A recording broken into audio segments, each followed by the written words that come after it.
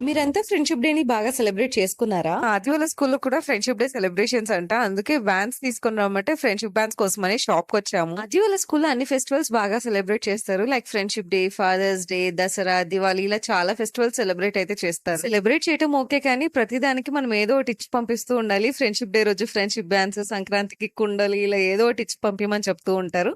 అదే మనకు కొంచెం ఎక్స్‌ట్రా పనిలా అనిపిస్తది. ఫ్రెండ్‌షిప్ బ్యాండ్స్ తీసుకున్న తర్వాత నేను అది పానీపూరి కోసం అయితే వచ్చాము. ఇక్కడ పానీపూరికి మన సైడ్ పానీపూరికి చాలా డిఫరెన్స్ ఉంటది.